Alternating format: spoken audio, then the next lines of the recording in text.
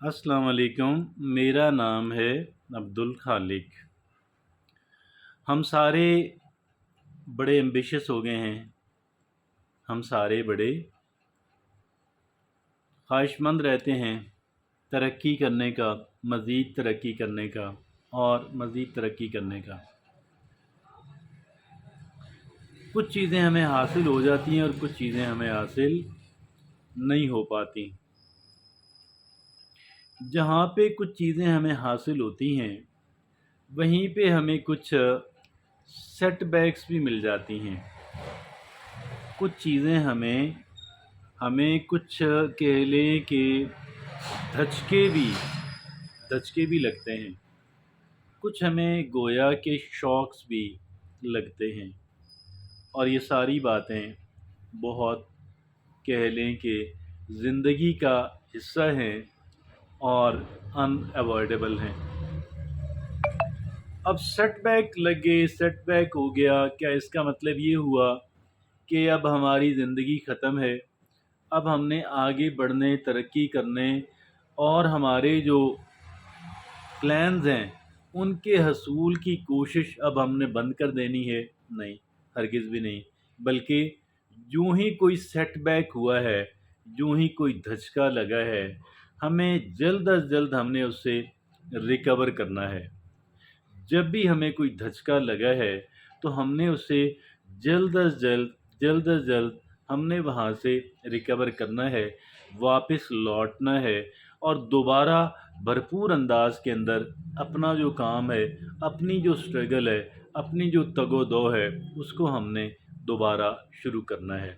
अब ये सारा कुछ दोबारा अपने वापस अपनी फॉर्म में आने के लिए हमें एक क्वालिटी की ज़रूरत होती है। उस एक क्वालिटी को अंग्रेज़ी में कहते हैं रेज़िलिएंट होना।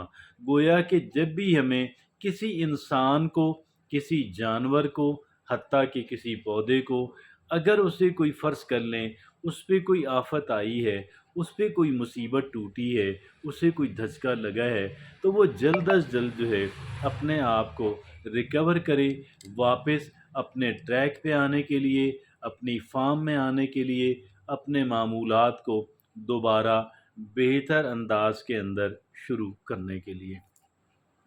यही आज का हमारा मौज़ूए बहस है और हम इसे कुछ इस तरीके से लेंगे। People who are genuinely resilient have these 10 habits in common. अब मैं इसको यूँ ज़रा अपने उस हिसाब से कि जी देखें, अगर आपको रेज़िलिएंट इंसान बनना है, अगर आपको वो इंसान बनना है कि जो जल्द अज़ जल्द अपने उन धचकों से, अपने उन मुसीबतों से, अपने उस क्राइसिस से वापस अपनी ज़िंदगी की तरफ लौटता है और नॉर्मल ज़िंदगी गुजारता है, तो उसके लिए आपको ये जो 10 सिफ़ात हैं, ये अपने अंदर पैदा करने की कोशिश करनी होगी। ये जो 10 बिहेवियर्स हैं, ये अपने अंदर डेवलप करने की, इन 10 आदात को अपने अंदर पैदा करने की ज़रूरत है। पहली बात ये है, दे आर ऑप्टिमिस्टिक।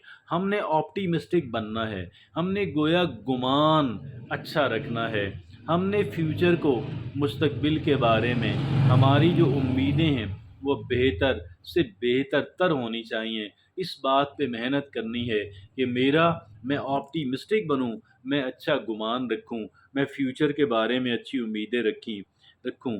दूसरा है, दे हैव डेवलप्ड इमोशनल इंटेलिजेंस। आप ये जो जज़्बात की ज़हानत है, इसको सीखने की कोशिश करें। They have developed emotional intelligence. तीसरा है, they set goals and work for they set goals and work for them for their goals. पहले वो ये है कि वो अपने गोल्स, अपने अहदाफ सेट करते हैं और एक सिस्टमैटिक तरीके से उन्हें हासिल करने की कोशिश करते हैं। चौथा है, they are adaptable and embrace change. वो गोया के लचक रखते हैं और नई चीज़ों को अडॉप्ट कर लेते हैं, अपना लेते हैं। उनके अंदर ये सिफ़त भी होती है। ये चौथी और पाँचवीं है, they use humour as coping mechanism.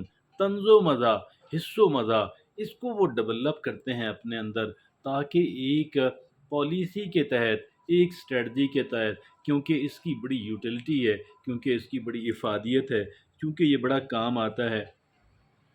اور چھٹی بات جو ہے وہ یہ اپنے اندر پیدا کرتے ہیں، they are good at problem solving.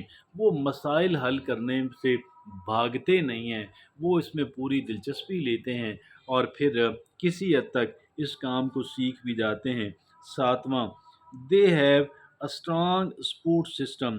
They have a strong support system, کہ وہ ایک مضبوط گویا اسٹرانگ سپورٹ سسٹم ڈیولپ کرنے کی کوشش کرتے ہیں، لوگوں سے اپنے تعلقات، اچھی ورکنگ ریلیشن شپ بناتے ہیں اور پھر ان سے رائے لینا، ان کا مشورہ شامل کرنا، ان سے اچھے انداز کے اندر بات کرنا، ان کے معاملات میں دلچسپی لینا۔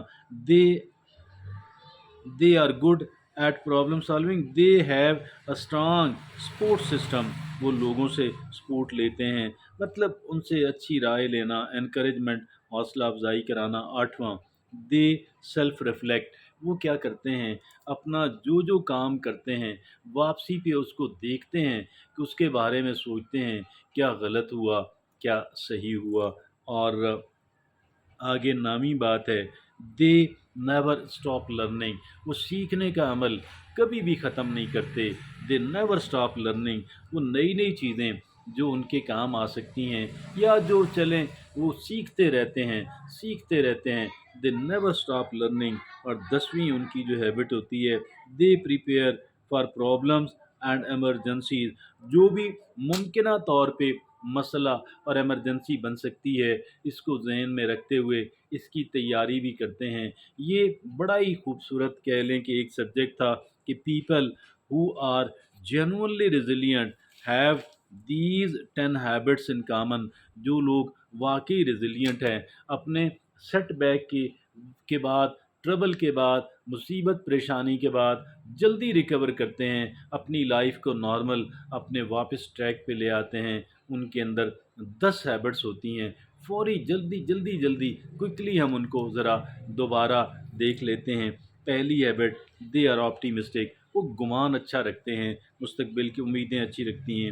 They have developed emotional intelligence. وہ ایموشنلی انٹیلیجنٹ بننے کی، جذبات کی ذہانت کو حاصل کرنے کی، سیکھنے کی، جاننے کی کوشش میں لگے رہتے ہیں۔